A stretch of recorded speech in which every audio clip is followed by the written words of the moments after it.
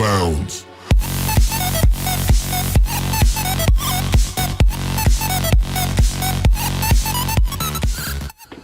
Hola a todos, bienvenidos a un nuevo video de su curso de física. Hoy continuaremos con el momento de fuerza o torque. Para este ejercicio vamos a tener en cuenta lo siguiente. Vamos a borrar acá y vamos a explicar detalle por detalle. Aquí tenemos una palanca y aquí tenemos la rótula donde gira. Es decir, yo puedo girar la palanca hacia arriba o la puedo girar hacia abajo. Recordemos que si la giro hacia allá en sentido contrario, vamos a decir que el torque es positivo. Mientras que si la giro hacia acá, es decir, en sentido horario, el torque va a ser negativo. Entonces, ¿qué necesitamos calcular? La resultante o fuerza total que se está ejerciendo en este diagrama. Tener en cuenta que esa rótula o esa fuerza que vamos a sacar, ese momento resultante, va a ser la suma de cada uno de esos momentos. Incluso utilizando el teorema de Variñón podemos escoger un punto y una fuerza de tal manera que, supongamos, no sabemos, entonces vamos a colocarla acá. La fuerza resultante puede estar acá, es decir, yo puedo buscar una nueva fuerza de tal manera que con solo hacer una me genere todo el campo de fuerzas que yo necesito realizar en este caso. Entonces, como no sé dónde es, el teorema de Variñón nos dice que la sumatoria de todos los torques es igual a la fuerza resultante por una distancia, que es donde yo colocaría nuestra fuerza final. Entonces, para poderlo calcular, vamos a empezar a calcular torque por torque. Es decir, el primer torque va a estar dado por la fuerza F1. Recordemos que aquí tenemos señaladas las distancias. Entonces F1 vale 20, pues colocamos 20 por la distancia que hay del punto de giro. Siempre hay que saber cuál es el punto de giro, que es 5 metros. Por el seno, pero pues como en este caso es perpendicular, no lo vamos a utilizar, y esto nos daría 100 newtons por metro. Aquí tenemos el primer torque. El segundo torque, de nuevo, torque de F2, volvemos y analizamos. En este caso tenemos una fuerza oblicua, pero aquí está formando un ángulo de 37 grados, es decir, la verdadera fuerza que se está haciendo es esta, la fuerza en el eje Y, la fuerza perpendicular. Entonces en este caso, ¿cuál es la fuerza? La fuerza es 30 newtons, entonces colocamos 30 por la distancia. ¿Cuánto es la distancia? Pues de aquí hasta acá hay 10 metros, entonces colocamos 10 por el seno, como aquí sí hay un ángulo, de 37 grados. Hacemos este cálculo que nos da, en este caso este cálculo nos va a dar 30 por 10 por seno de 37. Y esto nos da 180.54. 180.54 newtons metros. Ojo con esto, aunque no lo aclaré cuando estaba haciendo el ejercicio, hay que tener en cuenta que aquí la fuerza se está haciendo hacia allá, es decir, en sentido antihorario, por eso esta va a ser positiva. De misma manera, esta se está haciendo en sentido antihorario, por lo tanto, esta también es una fuerza positiva. Y vamos con la última fuerza que se está ejerciendo. El otro torque, la fuerza F3, recuerde que esto siempre es con respecto a cero, con respecto al punto cero. Entonces en este caso nos va a dar, como la fuerza está haciéndose hacia abajo, es decir, está haciendo que la rótula se mueva de esta manera en sentido horario, entonces este va a ser negativo. Finalmente, la fuerza F3 es de 40 newtons y la distancia es de 15. Como es perpendicular, no utilizamos el ángulo, de 40 por 15 nos da 600. Recordemos siempre colocar el signo. Si ustedes no colocan el signo, van a generar un error a la hora de hacer los cálculos. Entonces daría menos 600 newtons por metro. Y aquí ya tenemos las tres fuerzas calculadas. Ahora vamos a calcular la fuerza resultante y la distancia, es decir, el torque final. Entonces en este caso la sumatoria de los torques va a ser igual a, empiezo a colocar dato por dato.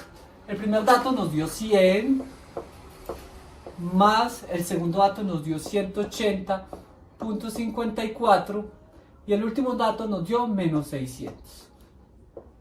De esta manera vamos haciendo los cálculos uno por uno. Entonces nos daría, vamos a hacer este cálculo inmediatamente acá en la calculadora.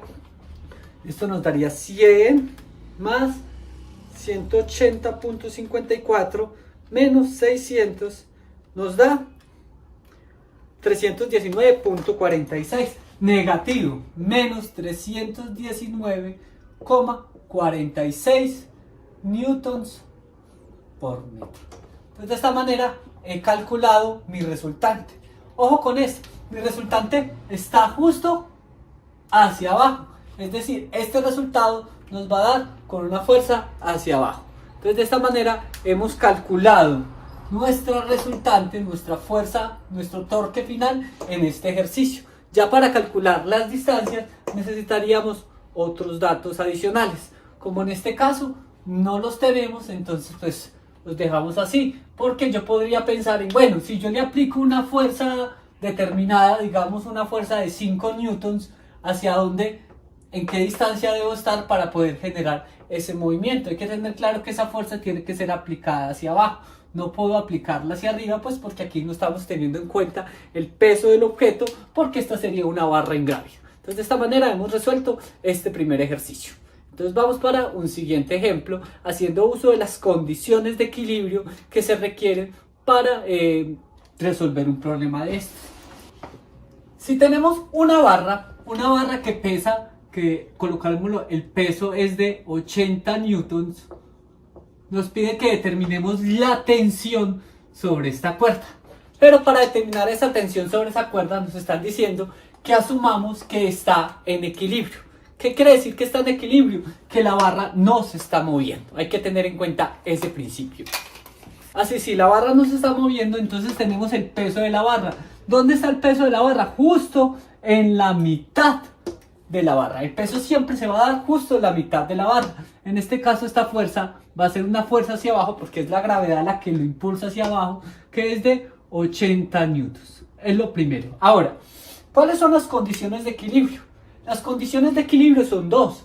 La condición de equilibrio translacional es que la sumatoria total de las fuerzas es igual a cero, y esto ya lo sabíamos por la primera ley de Newton. Y la segunda condición de equilibrio es que la sumatoria de todos los torques es igual a cero. Es decir, cuando no se está rotando, cuando hay equilibrio rotacional, es decir, no se está moviendo hacia ninguno de los lados, vamos a decir que la sumatoria de torques es igual a cero. Como en este caso no hay movimiento, recuerde que aquí se está generando también una fuerza de reacción. Entonces, ¿qué tengo que tener aquí en cuenta? Los torques. Entonces, como esto es la mitad, no nos dijeron cuánto era el tamaño de la barra, entonces vamos a suponer que esto mide A y que esto mide A, donde A es obviamente un número positivo. Entonces empezamos a calcular los torques en cada uno de ellos. Tenemos que aquí hay un torque que va hacia arriba, la perpendicular, con ese ángulo de 53 grados. Entonces, ¿qué tenemos? Que la tensión por el seno de 53 grados, ojo con esto, tensión por el seno de 53 grados, recuerde que la tensión que yo voy a calcular es esta, la tensión que es perpendicular, tensión por seno de 53 grados, por la distancia en este caso es 2A, positivo porque gira en sentido antiorario. Ahora, ¿este qué hace? Que gire en sentido horario, por lo tanto esta va a ser negativa, entonces va a ser menos 80 por la distancia que lo separa, que en este caso es A. Esto va a ser igual a 0 porque está en condiciones de equilibrio. Es decir, T por seno de 53 grados por 2A es igual a 80A. Cancelamos la A y nos queda que T es igual a 80 sobre 2 por seno de 53 grados. Entonces en este caso ya tenemos casi calculada la tensión, necesitamos aquí calcularla, entonces sería 80 dividido 2 por seno de 53 grados, y esto nos da 50, pongámosle 50, cerrémoslo. Por lo tanto la tensión sobre esa cuerda es de 50 newtons. Y de esta manera hemos resuelto este segundo problema, que también resultó ser bastante sencillo, haciendo uso pues de las condiciones de equilibrio. Y vamos con un último ejemplo para terminar ya el tema de los torques.